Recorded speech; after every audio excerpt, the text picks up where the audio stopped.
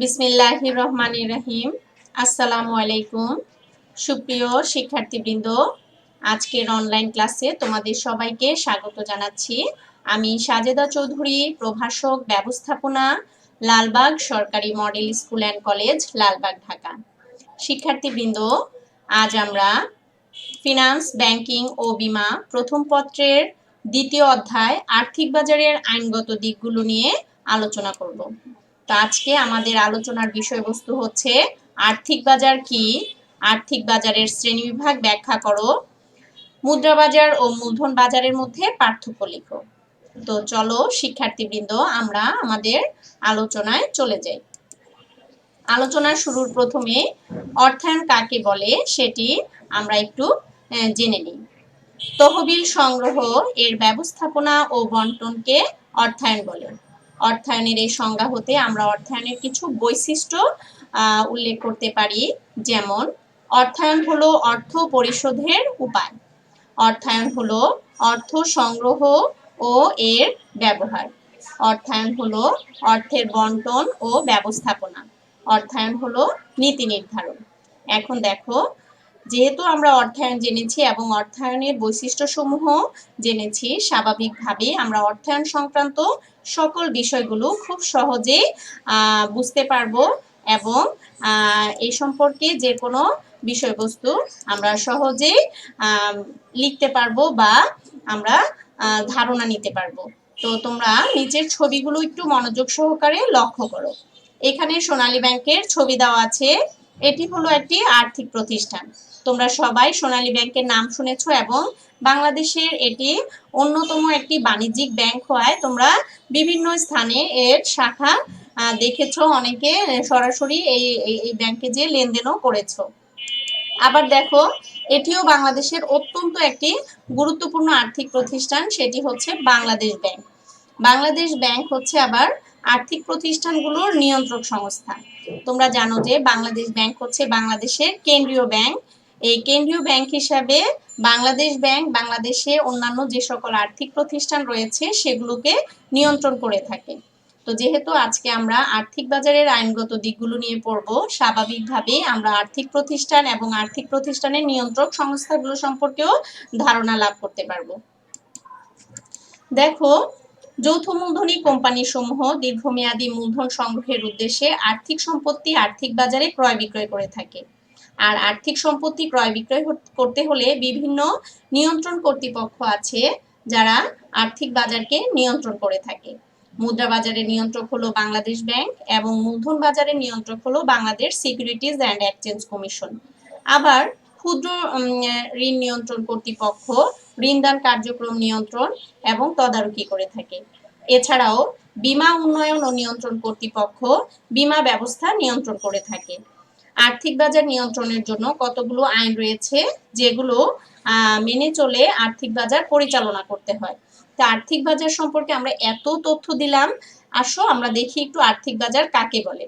তো আর্থিক বাজার কাকে বলে এটা জানার আগে তোমরা বাজার কি এটাও একটু জেনে নিতে পারো, যে বাজার হচ্ছে এমন একটি আবদ্ধ বা নির্দিষ্ট স্থান যেখানে বিভিন্ন ধরনের পণ্য বা সেবা সামগ্রী ক্রয় বিক্রয় করা হয়। অর্থাৎ এখানে ক্রেতাও থাকবে, বিক্রেতাও থাকবে।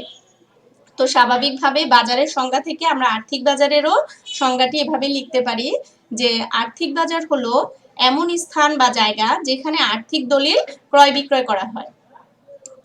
এছাড়াও আমরা আর্থিক বাজারকে আরো যেভাবে সংজ্ঞায়িত করতে পারি সেটি হচ্ছে যে বাজারে স্বল্প ও দীর্ঘমেয়াদী আর্থিক সম্পদ ক্রয় বিক্রয় করা হয় তাকে আর্থিক বাজার বলে।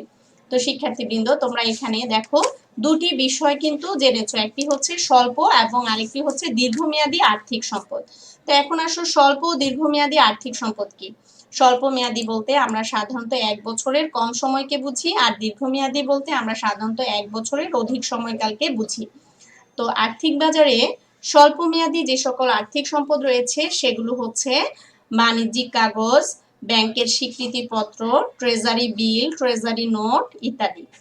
আবার আর্থিক বাজারে যে সকল দীর্ঘমেয়াদী আর্থিক সম্পদ রয়েছে সেগুলোর মধ্যে আছে সাধারণ শেয়ার, অগ্রাধিকার শেয়ার, স্টক, বন্ড, ঋণপত্র ইত্যাদি। এবার আসো আমরা আর্থিক বাজারের বৈশিষ্ট্যগুলো একটু জেনে নিই। যেহেতু আমরা আর্থিক বাজারের সংজ্ঞা জেনেছি, আর্থিক বাজারের বিভিন্ন উপাদান বা হাতিয়ারগুলো সম্পর্কে জেনেছি, এখন আসো আর্থিক বাজারের কি কি বৈশিষ্ট্য আছে আমরা দেখি। আর্থিক বাজার হলো একটি অনানুষ্ঠানিক বাজার। আর্থিক বাজারে আর্থিক সম্পত্তি ক্রয় বিক্রয় করা হয়। আর্থিক বাজারে অর্থের যোগানদার উপস্থিত থাকে। আর্থিক বাজারে অর্থের চাহিদাকারী উপস্থিত থাকে। এখানে যোগানদার বলতে বিনিয়োগকারীকে বোঝানো হয়েছে, আর চাহিদাকারী বলতে কোম্পানিকে বোঝানো হয়েছে। এবার আসো আর্থিক বাজারের উপাদানগুলো কি কি আমরা একটু দেখি। আর্থিক বাজারে বিভিন্ন ধরনের স্বল্প এবং দীর্ঘমেয়াদী আর্থিক সম্পদ লেনদেন হয়ে থাকে। তো আর্থিক বাজারের উপাদানের মধ্যে প্রথমেই আছে আমানতকারী আর্থিক প্রতিষ্ঠান। যে সকল আর্থিক প্রতিষ্ঠান জনগণের কাছ থেকে আমানত সংগ্রহ করে তা তদারকি করে আর্থিক লেনদেন সম্পাদন করে তাকে আর্থিক প্রতিষ্ঠান বলে। যেমন বাণিজ্যিক ব্যাংক, ডাকঘর সঞ্চয় প্রকল্প ইত্যাদি। এগুলো হচ্ছে বহুল প্রচলিত আর্থিক প্রতিষ্ঠান। তারপরে আসো শিল্প ব্যাংক। শিল্প ব্যাংক বা ইন্ডাস্ট্রিয়াল ব্যাংক কি? বাংলাদেশ উন্নয়ন ব্যাংক বা বাংলাদেশ ডেভেলপমেন্ট ব্যাংক আর্থিক বাজারে বিনিয়োগ করে থাকে। তো এটিও আর্থিক বাজারের একটি উপাদান। এরপরে আছে বিনিয়োগ ব্যাংক। বিনিয়োগ ব্যাংক বা ইনভেস্টমেন্ট ব্যাংক হলো বিভিন্ন ধরনের বিনিয়োগ ব্যাংক আর্থিক বাজারে বিনিয়োগ করে থাকে। বিনিয়োগ কোম্পানি আর্থিক বাজারে শেয়ার, ঋণপত্র ইত্যাদি ক্রয় বিক্রয় করে। এরপরে আসো বীমা কোম্পানি। বীমা কোম্পানি আর্থিক বাজারে দীর্ঘমেয়াদী আর্থিক সম্পদ বিক্রয় করে থাকে। বীমা কোম্পানি আর্থিক বাজার হতে বীমার প্রিমিয়ামও আদায় করে থাকে। এছাড়া আর্থিক বাজারের উপাদানের মধ্যে রয়েছে সরকারি সংস্থা।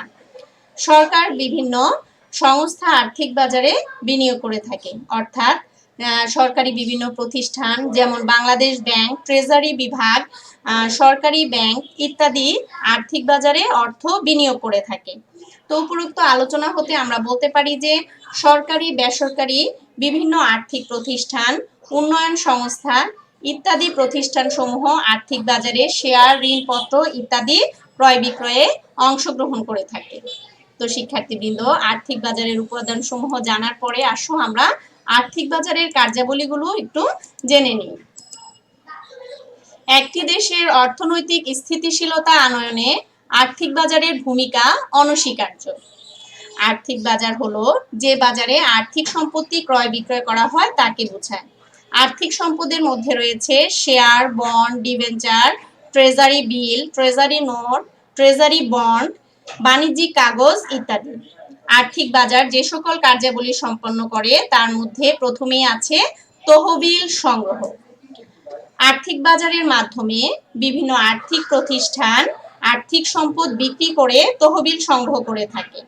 তহবিল সংগ্রহ করে বিভিন্ন কোম্পানি তাদের ব্যবসার সম্প্রসারণ বা ব্যবসায় আধুনিকায়নের মতো গুরুত্বপূর্ণ কার্যাবলী সম্পাদন করে থাকে। আর্থিক বাজারের প্রধান আরেকটি কাজ হলো তহবিলের ব্যবহার। আর্থিক বাজারের মাধ্যমে যৌথ মূলধনী কোম্পানি তহবিল বন্টন করে থাকে। তহবিল বন্টন তহবিল ব্যবহার সংক্রান্ত একটি কাজ। আর তহবিল বন্টন বলতে মূলত শেয়ার হোল্ডারদের লভ্যাংশ প্রদান, ঋণপত্রের মালিকদেরকে সুদ প্রদান করাকে বোঝায়। এরপরে আসো তারল্য রক্ষা। তোমরা জানো যে তারল্য হলো নগদ অর্থ। সাধারণত দায় পরিশোধ বা ঋণ পরিশোধের ক্ষমতাকে আমরা তারল্য বলে থাকি। আর্থিক বাজারে শেয়ার হোল্ডারগণ তাদের ক্রয়কৃত শেয়ার বিক্রি করে তারল্য সংকট দূর করে থাকে। তারপরে আসো বিনিয়োগের সুযোগ সৃষ্টি। আর্থিক বাজারের অন্যতম একটি কাজ হলো বিনিয়োগের সুযোগ সৃষ্টি করা। আর্থিক বাজারে যৌথ মূলধনী কোম্পানিগুলো বিভিন্ন বিনিয়োগকারীকে তহবিল সংগ্রহের মাধ্যমে বিনিয়োগের সুযোগ সৃষ্টি করে দেয়। সমাজের উদ্বৃত্ত অর্থ কোম্পানি কর্তৃক ইস্যুকৃত শেয়ার, বন্ড, ডিবেঞ্চার ইত্যাদি ক্রয়ে ব্যবহৃত হয়ে বিনিয়োগের সুযোগ সৃষ্টি হয়। এরপরে আসো সঞ্চয়ে আগ্রহ সৃষ্টি। আর্থিক বাজার জনগণকে সঞ্চয়ে আগ্রহী করে বিনিয়োগে উৎসাহিত করে থাকে। তারপরে আসো মুদ্রানীতির বাস্তবায়ন। প্রত্যেকটি দেশের সরকারের অন্যতম লক্ষ্য থাকে তার সরকার কর্তৃক নির্ধারিত মুদ্রানীতি বাস্তবায়ন করা। তো আর্থিক বাজারের মাধ্যমে সরকার তার যে মুদ্রানীতি রয়েছে তা বাস্তবায়ন করে থাকে। এরপরে আসো, আর্থিক বাজারের অন্যতম কাজ হলো কর্মসংস্থানের সুযোগ সৃষ্টি করা। দেশের অভ্যন্তরে বিভিন্ন আর্থিক প্রতিষ্ঠানকে আর্থিক সম্পত্তি ক্রয় বিক্রয়ের সুযোগ প্রদান করে বিনিয়োগকারীদেরকে তাদের কষ্টার্জিত অর্থ বিনিয়োগের সুযোগ দিয়ে আর্থিক বাজার কর্মসংস্থানের সুযোগ সৃষ্টি করে থাকে। তো শিক্ষার্থীবৃন্দ দেখো, আর্থিক বাজারের কার্যাবলী জানার সাথে সাথে আমরা আর্থিক বাজারের গুরুত্বগুলোও কিন্তু অনুধাবন করতে পারছি। আর্থিক বাজারের কার্যাবলী, গুরুত্ব বা সুবিধা যেভাবেই প্রশ্ন আসুক না কেন, আমরা এই আলোচনার আলোকে এই উত্তর তৈরি করব এবং পরীক্ষায় আসলে শুধু মাথায় নয় খাতায়ও লিখে পরীক্ষকদেরকে দেখাবো। এবার আসো আর্থিক বাজারের শ্রেণী বিভাগ। তো যে বাজারে আর্থিক সম্পত্তি যেমন শেয়ার, বন্ড, ডিবেঞ্চার ইত্যাদি ক্রয় বিক্রয় হয়ে থাকে তাকে বলা হয় আর্থিক বাজার। বিভিন্ন দৃষ্টিকোণ থেকে আর্থিক বাজারকে আমরা 5 ভাগে ভাগ করতে পারি: মেয়াদ ভিত্তিক, দলিল ভিত্তিক, লেনদেন ভিত্তিক এবং আনুষ্ঠানিকতা ভিত্তিক। তো মেয়াদের ভিত্তিতে আর্থিক বাজার 2 প্রকার: মুদ্রা বাজার এবং মূলধন বাজার। তো মুদ্রা বাজার এবং মূলধন বাজার হচ্ছে আর্থিক বাজারের অন্যতম দুটি বাজার এবং আমাদের আজকের পাঠের মূল আলোচ্য বিষয়। এছাড়াও দলিলের ভিত্তিতে আর্থিক বাজারকে 2 ভাগে ভাগ করা যায়, একটি হচ্ছে দলিলবিহীন, আরেকটা হচ্ছে দলিল ভিত্তিক। আবার ভৌগোলিক ভিত্তিতে আর্থিক বাজারকে 2 ভাগে ভাগ করা যায়, একটা হচ্ছে অভ্যন্তরীণ আর একটি হচ্ছে আন্তর্জাতিক। লেনদেনের ভিত্তিতে আর্থিক বাজারকে 2 ভাগে ভাগ করা যায়, প্রাথমিক বাজার এবং মাধ্যমিক বাজার। আর আনুষ্ঠানিকতা ভিত্তিতে আর্থিক বাজারকে 2 ভাগে ভাগ করা যায়, একটি হচ্ছে আনুষ্ঠানিক বাজার আর একটি হচ্ছে অনানুষ্ঠানিক বাজার। তো চলো আমরা আজকে আর্থিক বাজারের যে মুদ্রা এবং অর্থ বাজার, পুঁজি বাজার রয়েছে সেগুলো নিয়ে আলোচনা করি। তো বিনিময়ের মাধ্যম হিসাবে সর্বজন গ্রহণযোগ্য ও স্বীকৃত দ্রব্যকে আমরা সাধারণত অর্থ বলে থাকি। অর্থ হচ্ছে বিনিময়ের জনপ্রিয় মাধ্যম। অর্থের মাধ্যমে আমরা আমাদের দৈনন্দিন চাহিদা পূরণের জন্য বিভিন্ন দ্রব্য এবং সেবাসমূহ ক্রয় করতে পারি। আবার সঞ্চিত অর্থই হলো পুঁজি। পুঁজি হলো বিনিয়োগের মাধ্যম। যে সম্পদ অতিরিক্ত আয় অর্জনে ব্যবহৃত হয় তাকে মূলধন বা পুঁজি বলে। পুঁজি বাজার থেকে মূলধন সংগ্রহ করা হয়। আর পুঁজি বাজার স্বল্পমেয়াদী এবং দীর্ঘমেয়াদী 2 ধরনের হতে পারে। স্বল্পমেয়াদী বাজারকে মুদ্রা বাজার এবং দীর্ঘমেয়াদী বাজারকে মূলধন বাজার বলা হয়। দেখো, অর্থ বাজারের আরেক নাম হচ্ছে মুদ্রা বাজার, পুঁজি বাজারের আরেক নাম হচ্ছে মূলধন বাজার। তাহলে আমরা মেয়াদের ভিত্তিতে আর্থিক বাজারকে কয় ভাগে ভাগ করতে পারি? 2 ভাগে ভাগ করতে পারি। একটি হচ্ছে মুদ্রা বাজার, আরেকটি হচ্ছে মূলধন বাজার। এখন আসো অর্থ বা মুদ্রা বাজার কাকে বলে সেটি আমরা একটু জেনে নিই।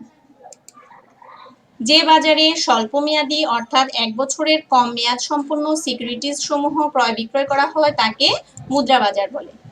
মুদ্রা বাজারের উপাদান বা হাতিয়ারগুলো হচ্ছে ট্রেজারি বিল, হস্তান্তরযোগ্য দলিল, বাণিজ্যিক পত্র, ব্যাংকের স্বীকৃতিপত্র, কেন্দ্রীয় ব্যাংকের রিজার্ভ তহবিল, পুনঃক্রয় চুক্তি, নগদ টাকা ইত্যাদি। মূলত এই আর্থিক সম্পত্তিগুলো মুদ্রা বাজারে ক্রয় বিক্রয় হয়ে থাকে।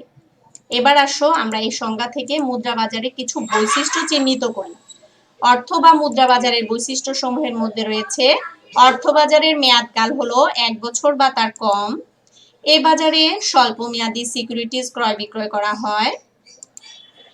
বিনিয়োগকারীগণ স্বল্প মেয়াদে এই অর্থ বাজারে তহবিল বিনিয়োগ করেন। আর্থিক দলিল সমূহ সহজে বিক্রি করা যায় বলে এর তারল্য বেশি। এবং সবশেষে এই বাজার হচ্ছে তুলনামূলকভাবে কম ঝুঁকিপূর্ণ। এবার আসো আমরা মূলধন বা পুঁজি বাজার কি সেটি জেনে নিই। যে বাজারে দীর্ঘমেয়াদী অর্থ ও আর্থিক সম্পদের লেনদেন বা ক্রয় বিক্রয় হয় তাকে মূলধন বা পুঁজি বাজার বলে। আর মূলধন বা পুঁজি বাজারের হাতিয়ারগুলো হচ্ছে বন্ড বাজার, বন্ধকি বাজার, ইকুইটি বাজার ইত্যাদি। তো এই আলোচনার পরিপ্রেক্ষিতে আমরা মূলধন বা পুঁজিবাজারের যে বৈশিষ্ট্যগুলো দেখতে পাই তার মধ্যে প্রথমেই আছে পুঁজিবাজারের মেয়াদকাল 1 বছরের বেশি। এ বাজারে দীর্ঘমেয়াদী সিকিউরিটিজ ক্রয় বিক্রয় করা হয়। পুঁজিবাজারে অর্থের চাহিদাকারী এবং যোগানদার উভয়েই উপস্থিত থাকে। বিনিয়োগকারীগণ দীর্ঘমেয়াদে এখানে অর্থ বিনিয়োগ করেন। আর এ বাজার অধিক ঝুঁকিপূর্ণ। তো শিক্ষার্থীবৃন্দ, এখানে তোমরা একটি বিষয় খেয়াল করো, চাহিদাকারী ও যোগানদাতা। চাহিদাকারী বলতে এখানে কোম্পানিগুলোকে বোঝানো হয়েছে, আর যোগানদাতা বলতে বিনিয়োগকারীগণকে বোঝানো হয়েছে। তো শিক্ষার্থীবৃন্দ, আমার মনে হয় তোমরা অর্থ এবং মুদ্রা বাজার, পুঁজি ও মূলধন বাজার সম্পর্কে ভালো করে ধারণা লাভ করতে পেরেছো, এবং এই আলোকে এখন আমরা মুদ্রা বাজার ও মূলধন বাজারের মধ্যে পার্থক্যগুলো নিয়ে আলোচনা করব।